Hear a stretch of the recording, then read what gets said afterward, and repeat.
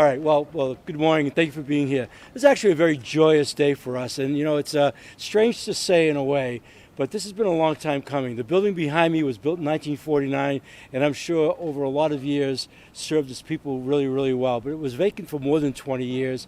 It's really dangerous and dilapidated inside. Its time has come to be taken down. It wasn't easy to do that, though, and so we went through a condemnation process. Took a couple of years.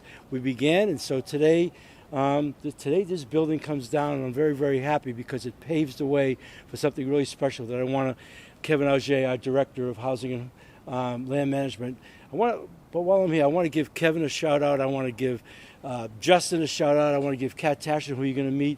A lot of people worked on this. This became a real passion project.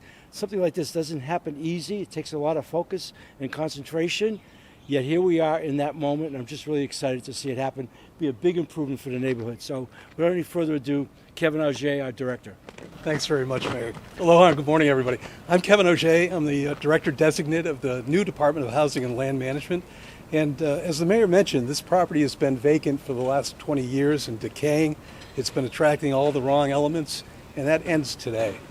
Today is the first day of a new beginning for this place, and we're very excited about that, indeed. Kat Tashner, who Mayor just mentioned, our deputy, and I are extremely proud and grateful to our team for all the hard work and effort that they've put in to getting us to this place today.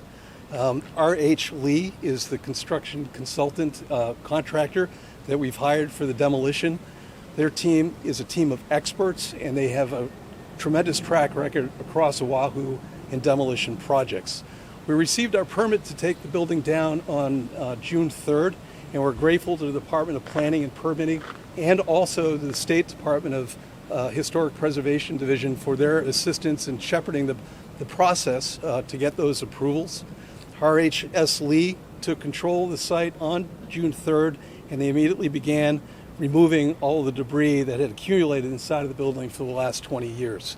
When that work was done, we had Unitech Insulation, who was the regulated materials contractor, come in and remove all of that regulated material in compliance with all environmental requirements. So we're really pleased with that. Once that work is done, that clears us to move forward with the demolition of the building, and that begins today. That work will occur over the next, in phases throughout August. So hopefully by the end of August we'll have the building down. Construction work will take place during normal construction hours during the week. As you can see, we've secured fencing around the perimeter of the site, and R.H. Lee will be working and implementing dust control measures and site control measures to clean the streets, etc., on a daily basis so that we minimize the impact to our residents and the disruption that will occur over the next couple of months. We're really grateful to the Waikīkī community for their support and assistance in getting us to this place. We couldn't have done that without those folks.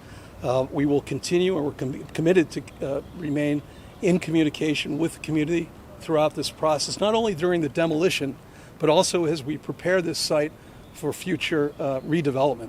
As you know, one of the key components of the mayor's and the administration's strategy for affordable housing is leveraging public lands to build and deliver more housing. And we're really excited to say that we're in the final stages of selecting a preferred negotiating partner for the redevelopment of this site, and we hope to have more information on that within the next week or so. So that work is imminent. That's all I have for announcements. Any questions for the mayor or I or our team? Be happy to take those. Yeah, one of the big decisions that we had to make after we condemned the property is what do we do with it? And so we hired a team. We hired a professional firm, G70, and we did condition surveys, and we looked at some different scenarios for rebuilding. And the determination that we made, because we were on the fence whether or not we just simply renovate it and move forward, but we didn't have as-built building plans. The building had deteriorated over the last couple of decades, as the mayor had mentioned, and we just felt that was too much risk. It was not a risk that the government wanted to take. Maybe the private sector, they would have taken that risk, but not for the government. And so we came to the decision to let's just start fresh. Let's start new.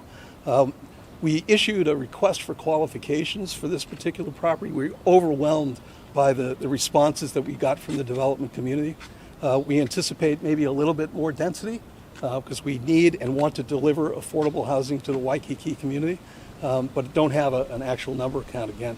One of the things I would like to point out is part of that request for qualifications proposal, and as part of our discussions with potential preferred negotiating partners, involving and keeping the community involved during the process to determine what will be built here is paramount. So we're going to hold the developer accountable for that as we continue to move forward.